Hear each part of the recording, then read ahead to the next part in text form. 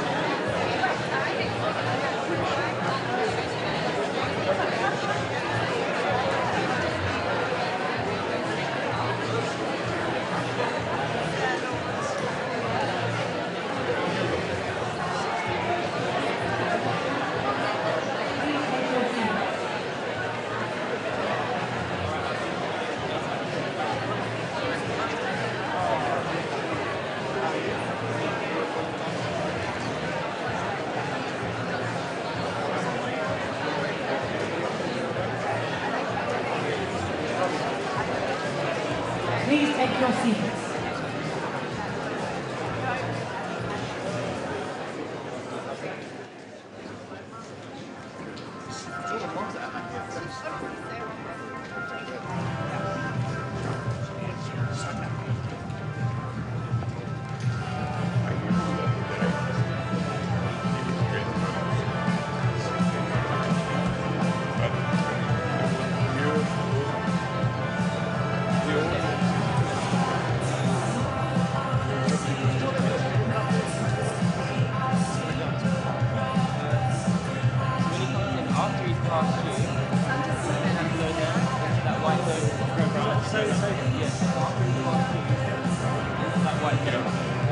Go to the back.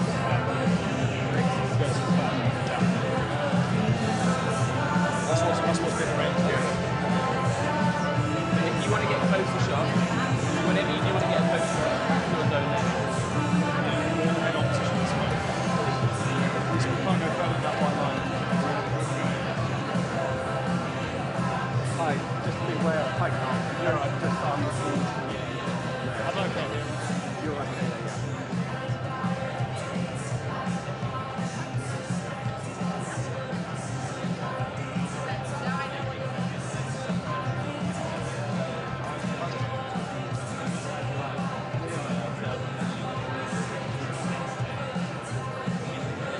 Charles.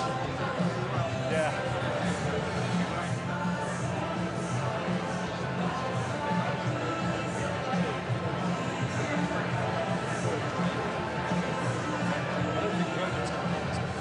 I thought this was for Burnham. This is just the first group. Free speech. Is this for Burnham? It's new set up. Yeah.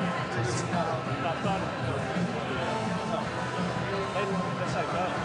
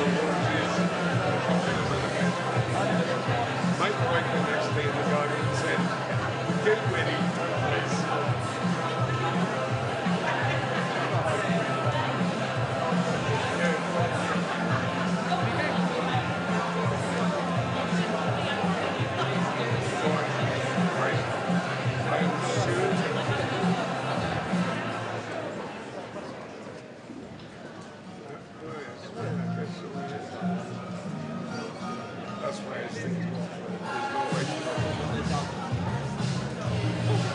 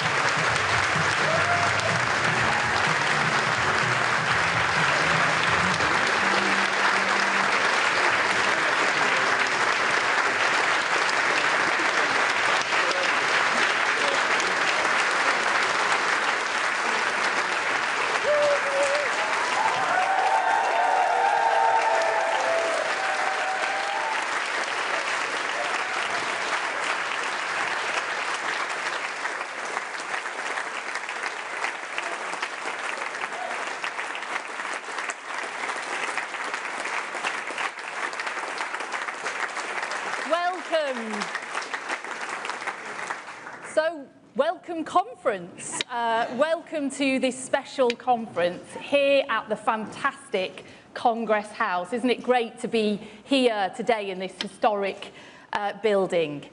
We're here for a special conference. It feels like the sort of last day of term a bit today, doesn't it? It's kind of non-uniform day. Not for you today, Andy. Maybe we'll go and have a water fight later out the back if anyone's up for that. But we're here to announce who is going to be the next Labour leader. I can feel the tension in the air. The anticipation is rising. I know you're all looking for those special clues. Who's got their lanyard on? Who's got the tie on? Are their legs crossed? Well, all will be revealed very soon.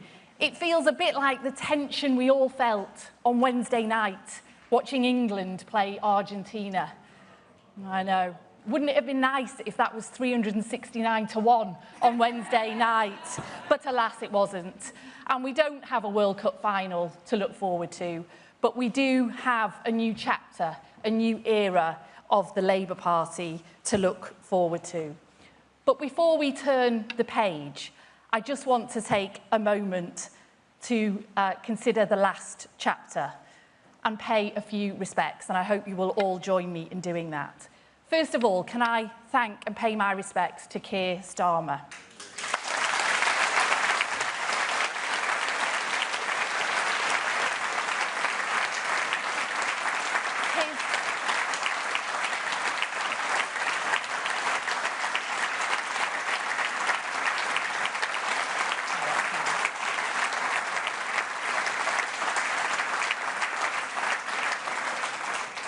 That's really nice. And his legacy will be of the guy who helped save the Labour Party. He took us from that historic defeat and just 4 years later took us to that historic election victory. And we thank him for that. And that meant that we had a really strong Labour government that was able to deliver on our Labour values. And he, under his leadership, he did just that. Lifting 500,000 children out of poverty, real wages rising and interest rates falling, restoring Britain's standing around the world as a force for good and change, ending no-fault evictions, rail back into public ownership and giving our mayors powers over buses, of which I'm sure we'll hear more about. Day one rights to sick pay and finally ending 0 hours contracts. And just this week, Hillsborough Law. What a moment that was. And finally, ending the hereditary principle in the House of Lords. That is just to name a few.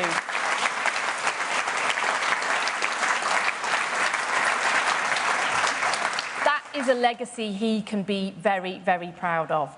And can I also thank Keir and his team for the way in which they've conducted themselves in recent weeks, with dignity and with grace. Changing leader is never easy, but I'm really pleased and proud with the way that we have gone through this process as one Labour team. And that wouldn't have been possible without all of you in this room today.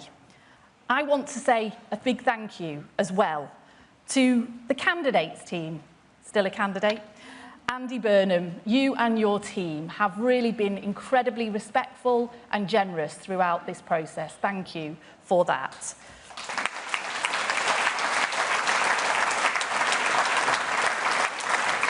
And thank you to all the Labour Party roll holders, the elected representatives, our trade union colleagues for helping to steer this ship into steadier waters. Thank you for that too.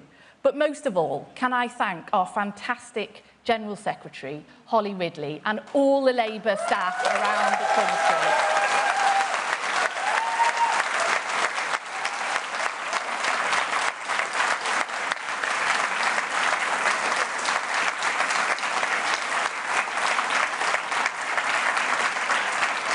Times of change are never easy. They can be very, very anxiety-making, as we all are well aware of. But you have been solid and steadfast, all of you, every single Labour Party member. And I strongly believe that we have come through this process stronger, more united, and showing the very, very best version of ourselves to the country. And this gives us a very strong platform as we enter this next chapter, this new era for Labour. People are crying out for change. They're crying out for hope, for agency over their lives. That's what Labour governments and Labour Prime Ministers are elected to deliver on. And I'm really confident with the foundations that we have laid, with the strong and united Labour team that we have, with our values, with our ideas, with our drive, and with our new leader at the helm, that we can rise to that challenge and we can change people's lives for the better. And we can, in doing so, restore faith in politics, restore trust in Labour. So, conference, let's be proud, let's be loud, together we can do this. Thank you very much.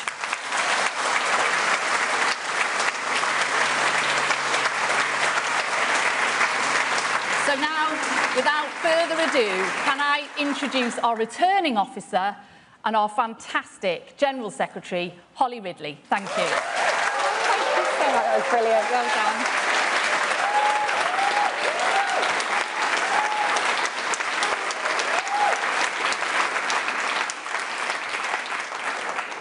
Thank you, Lucy, and good afternoon, everyone. It is always a privilege to see our party gathered together. The fact that we meet in Congress House, a place that embodies the enduring partnership between the Labour Party and the trade union movement. It is a fitting reminder that our strength comes not simply from the breadth of our movement, but from the values that unite us: solidarity, fairness, and a shared commitment to improving the lives of working people. I'm Holly Ridley, the General Secretary of the Labour Party and returning officer for the Labour Party leadership election. In a brief moment, I will hand over to Shabana Mahmood as Chair of the National Executive Committee to announce the new leader of the Labour Party. But first, I want to say a thank you to the Procedures Committee of the NEC for their leadership in overseeing this process and ensuring that it has been conducted fairly, and to the Labour Party staff for their professionalism and hard work throughout this period. But before we can announce the result, the returning officer needs to read a formal declaration. As returning officer, I formally declare that I am satisfied that this election has been carried out in the manner which is fair and fully compliant with the Labour Party rules. So, without further ado, I will now introduce Shabana Mahmood, Chair of Labour's National Executive Committee, who will announce the new leader of the Labour Party. Good luck.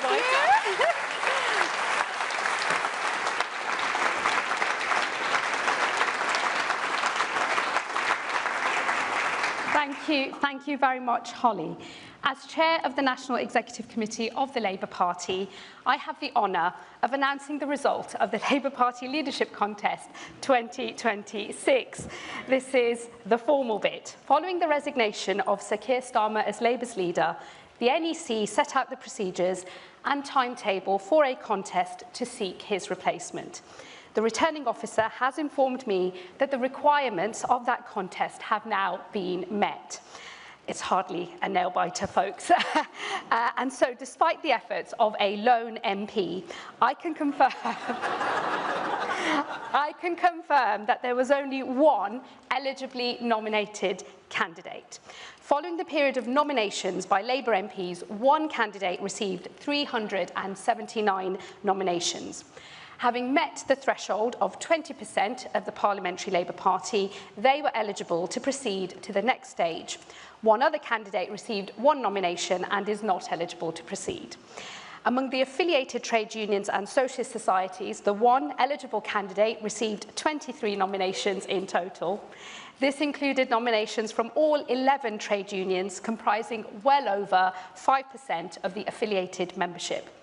There being no other eligibly nominated candidate, it is therefore my honour to declare that the duly elected leader of the Labour Party is Andy Burnham.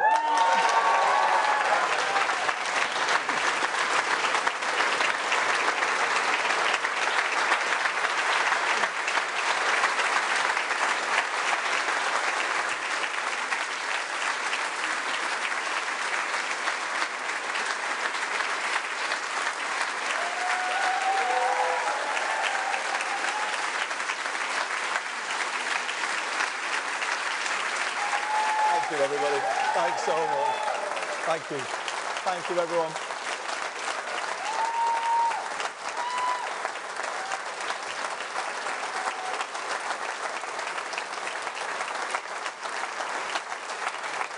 Thank you so much, everybody.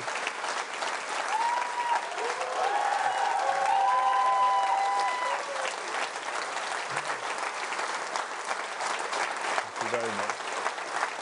Thank you.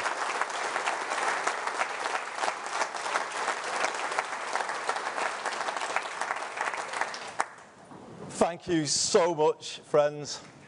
What a moment. And what backing you've given me.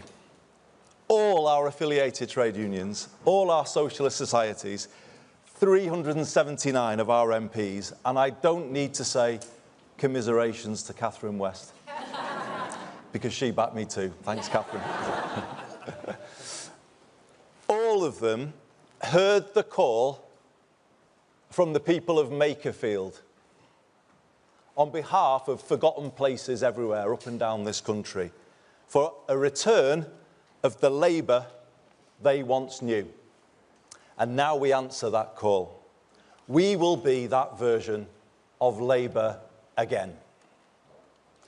We are united today, as Holly said, as Lucy said and Shabana said, and thank you so much for your words. We are united, and we put the power that comes from that unity at the service of people and places who have been waiting too long for politics to let them hope again. And that's what we're going to do, everybody.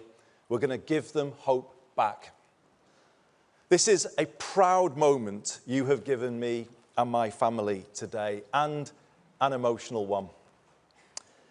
But it is one for which I am ready. I am ready. Ready to lead and to build on the foundation laid by one person more than any other. Under Keir Starmer's leadership, we went from our worst defeat to one of the best victories in our history. Keir put Labour back in a position to change people's lives, and that is what we have been doing these last 2 years. New rights for workers and for renters. NHS waiting lists falling for the first time in years. In fact, since I was Health Secretary, I think, so well done, Wes. Rail back under public control.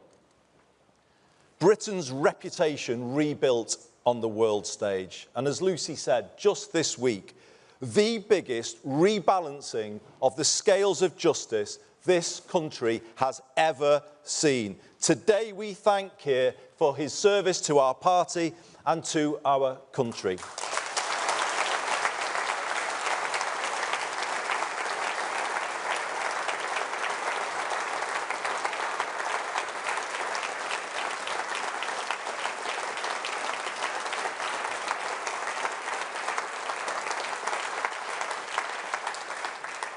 Ten years ago, he and I worked together, drawing up the original Hillsborough law in my office in the aftermath of the second Hillsborough inquest. And I drew on all of his legal expertise when I presented that bill to Parliament. To be in Parliament on Tuesday, when Keir delivered on his promise to the Hillsborough families and all of the other campaigners who were part of the Hillsborough Law Now campaign, a promise to end the cover-up culture in this country, to pass power from the authorities to ordinary people, and to prevent anyone in future going through what the Hillsborough families did. It felt to me like life coming full circle.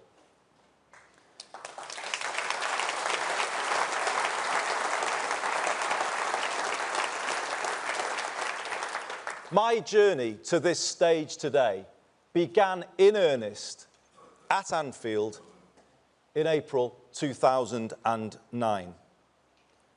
The COP made me confront the fact that this country does not work for working class communities like the city of my birth. In fact, it's worse. it turned its back on them. Political power was used viciously against them to protect vested interests. Economic power cruelly stripped with the deindustrialization of the 1980s, as it was against so many places up and down the land.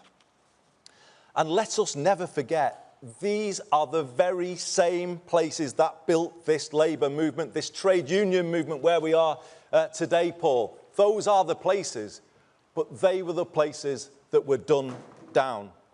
This labour movement, the trade union movement, was forged in the steelworks and ironworks of Sheffield, Scunthorpe, Port Talbot and Teesside, in the coalfields of South Wales, Central Scotland, Nottinghamshire, Derbyshire, Yorkshire and Lancashire, in the mills across the Pennines, west and east, in the shipyards on the Clyde and on the Tyne, and in the dockyards of Liverpool and here in London.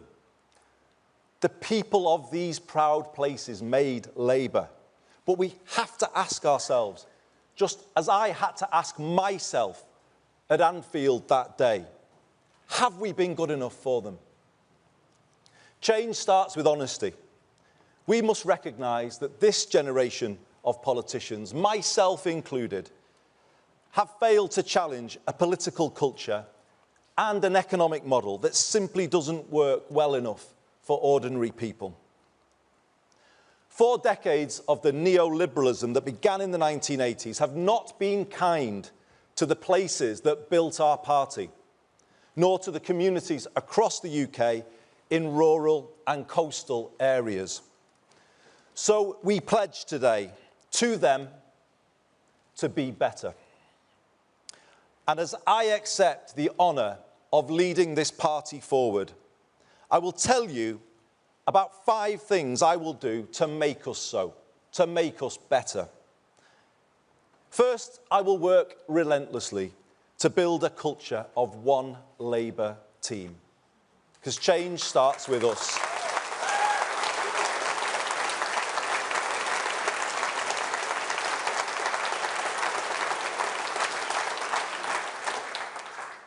We won't beat Britain's new right if we are consumed by infighting and pulling in different directions.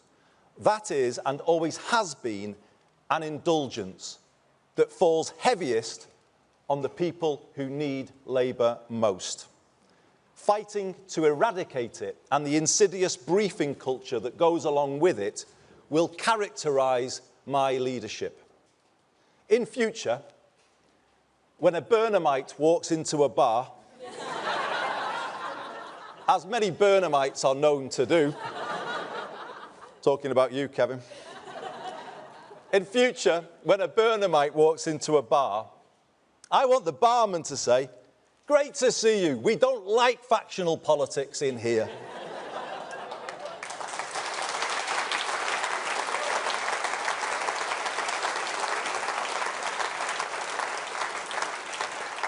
Now, you might know, and your reaction suggests so, there's a different version of that joke told by people who put internal politics before anything else. But here's the truth.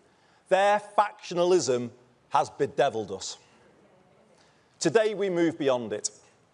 I have supported all our Labour leaders in my lifetime because I believe a united Labour Party and Labour movement is the best hope for our country. And I know you believe that too, as do our members up and down the land.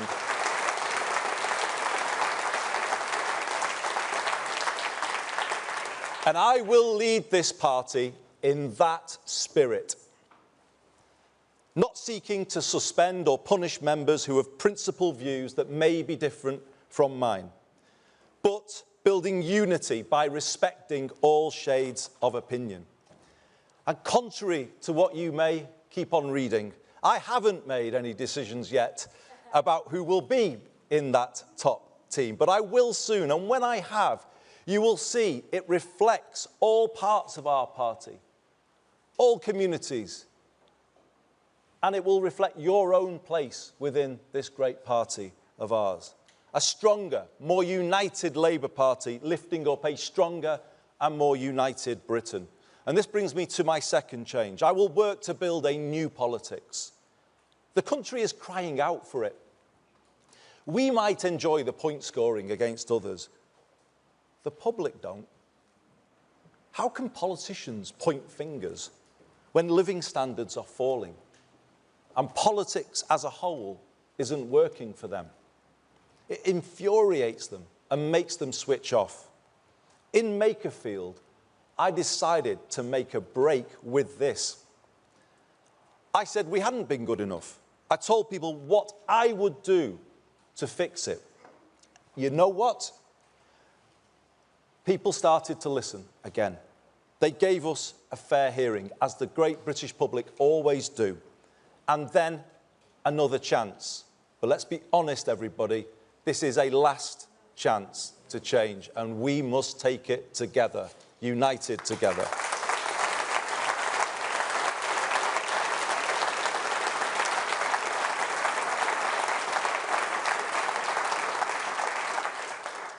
Tell people what we will do, rather than always going on about others. And if we do more of that, let's see if we can get the ear of the country as well, not just Makerfield. Let's take a problem-solving rather than a point-scoring approach. Let's have the courage to fix the big things that politics has neglected, like social care, and have the conviction to go out there together and argue for our plans.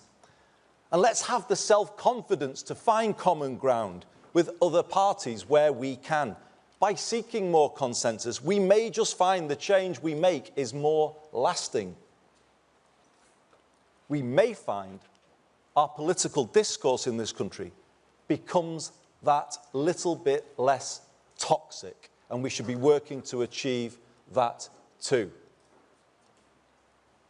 And the turbulence of the last decade may not quite feel as so inevitable as it does today. My third change is our political direction. Yes, we will work with other parties where we can, but doing so from the clarity of knowing exactly where we stand. As your leader, I will set a direction that is distinctively Labour.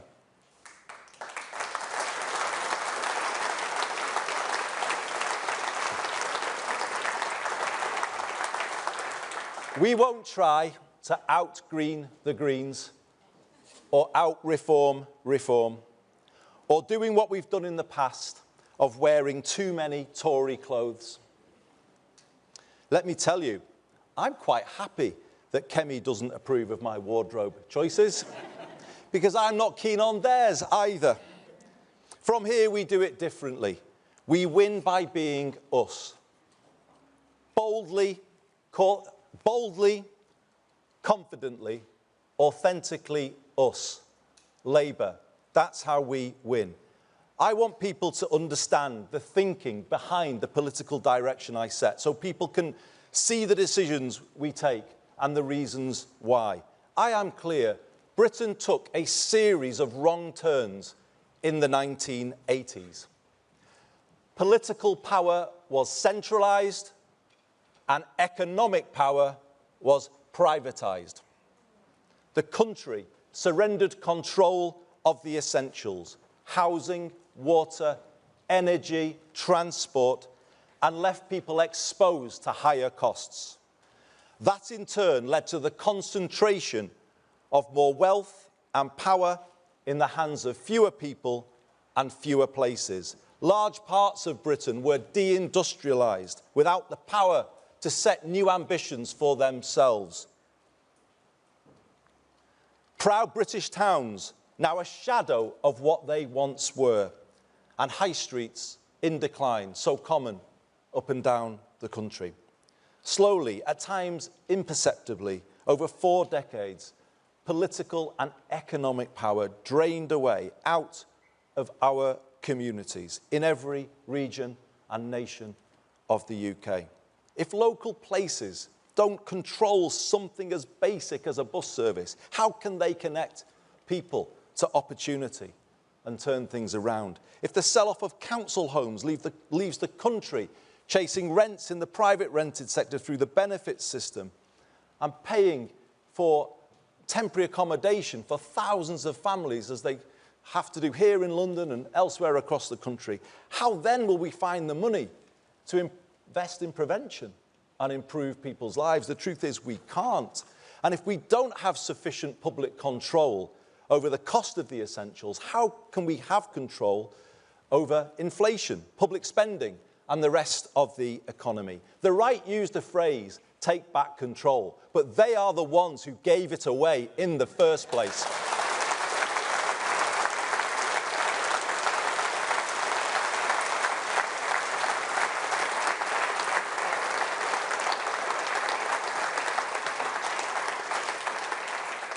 If we want an economy and a country that works for all people and places, which to me should always be at the very core of Labourism, then it requires a new path to the one we've been on for the last 40 years. The government I lead will confidently lay that path out starting next week. And that is why this change today is the most significant change moment in our politics for 40 years.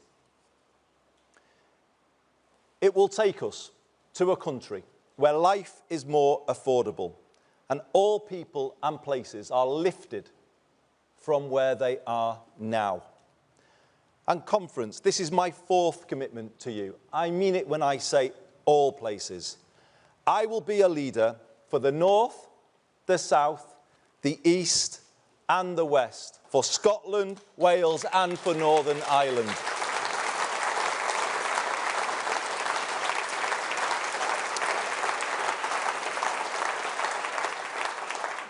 Yes, the north of England has given me so much, everything, in fact. And in return, I have sought to give it the strongest voice I could. That was my job. But now I do the same for everywhere. Because I see the same challenges everywhere I look. The same challenges can be found in the southwest as the northwest, or in East Anglia as the northeast. And this is the moment to speak for all parts of the country and unite people in a common cause. I love every part of this country. I love all the different accents, all of the different traditions, some of the football clubs. But no, I love every part of it. But I also know they can all be more than they are. And that's what kind of drives me in politics, the kind of feeling that they should be more than they are.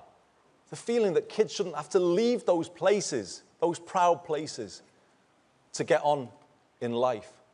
We should make them more than they are, help them take power to be more than they are. And this brings me to my fifth and final promise. We will take power back from Westminster and Whitehall and give it to the place where you live.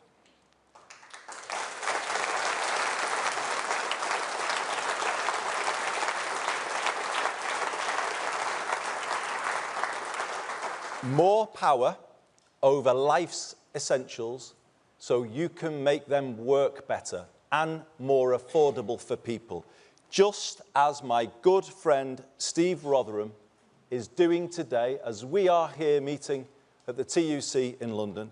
He is at a meeting, chairing a meeting of the Liverpool City Region Combined Authority, and he is presenting to that meeting a plan to put the entire Merseyrail network back in public ownership by 2028.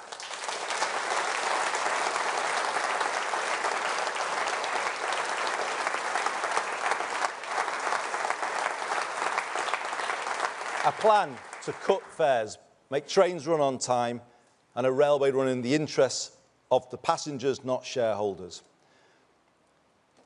We want to give your area more power to build the council and social homes that you desperately need for those families I was talking about a moment ago. More power to improve your high street, backing local businesses, such as the pubs and the shops that bring them to life. And make no mistake, everybody, I will be a pro-business leader of the Labour Party, as I was a pro-business mayor of Greater Manchester.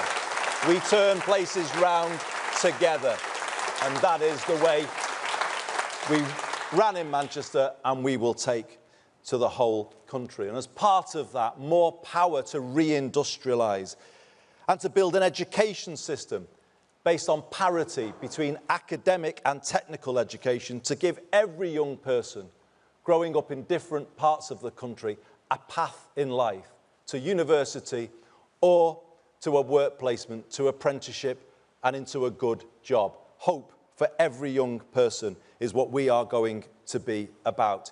And this is it. When you add all of that together, a plan to give people more power, to bring back the hope we have all been missing too much, and people are looking for us to deliver, and we will. So, everybody, you're here and you're sharing this moment with me.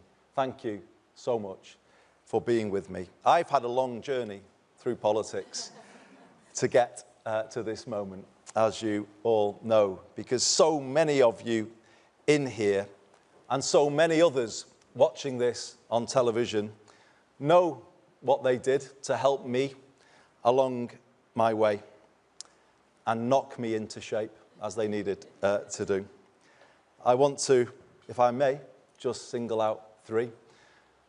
I was his parliamentary private secretary in my first experience of the front bench, but he has been the truest mentor to me in the decades since, and it's just wonderful to be with you, Lord Blunkett, David, on this special day.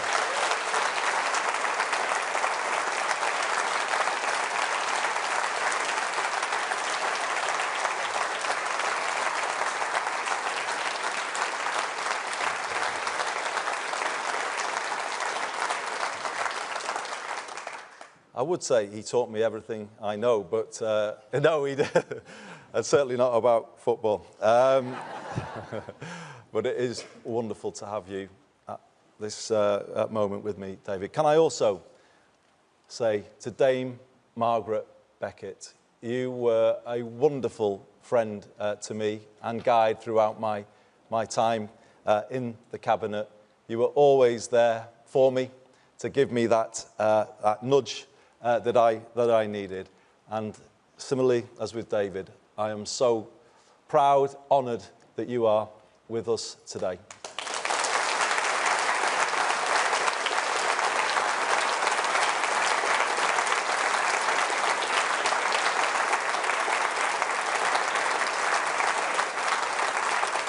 And sitting next to Margaret, for those of you who want somebody to blame, he is the man you can hold to account. He is the man that fired up a young Andy Burnham in the northwest of England in the mid-1980s with rhetoric of the kind that remains unmatched, I would say, in modern politics. It has always been something that I treasure to get a message from him with his advice and the care and the thought he puts into those messages. They mean everything to me. I would not be standing here.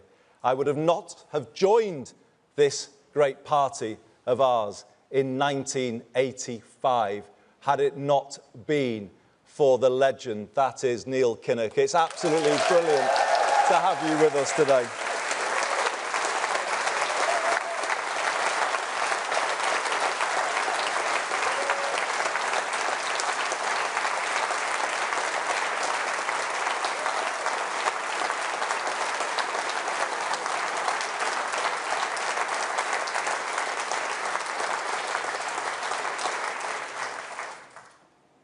So many of you here who I can't name, so many watching, have helped me get here. I haven't done it alone. I haven't got everything right, and I'm sorry where I've fallen short. But I have always given it my all, and I always will.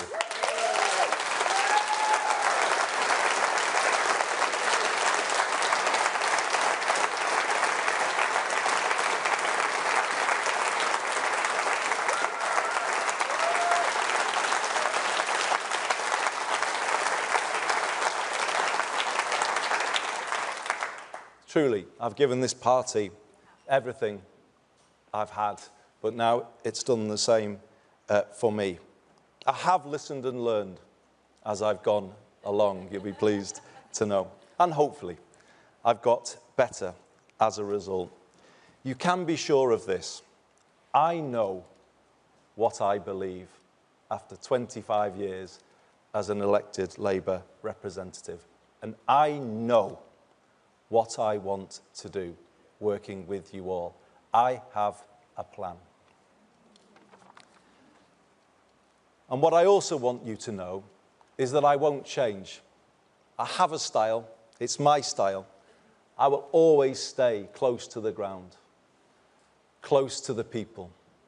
Hopefully, still in my season ticket when the new season starts. In Cardiff, on Tuesday. Brilliant just to meet and chat to people as they came up to speak. I will always stay the same because I draw my strength from people.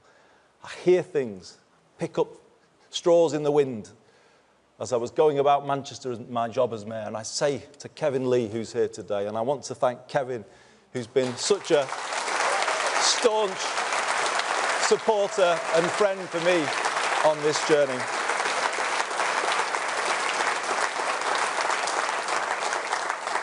I would bring a little idea from Greg's or the pub or wherever, and he'd say, well, this is hardly from a think tank, and what am I meant to do with this? But that's how we did it, just to be close and listen, and that's what I'll do. I'll be out and about in August in all parts of the UK, definitely in the south, and I'm off to Gravesend later to show I'm for the south too. That's the way I've always done it, and it made me really proud recently. You might call it faint praise, but I took it as very serious praise. Someone said recently, Andy's all right. He's for us.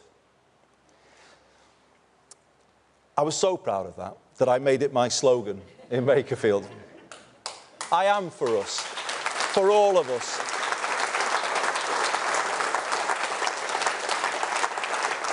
And I want people to say once again that Labour are for us. I want that to just fall off people's tongues, and we can do it. We can be that party, the party that puts more power in people's hands, drives good growth in every postcode, and puts hope in every heart, that gets the country pulling together again and moves beyond the divisions of recent years. All people and all places, public and private sectors, in a new sense of unity and common cause. That's my mission as your new leader, to bring back hope. I believe in all of you, and I am confident we can do it. Thank you very much, everyone.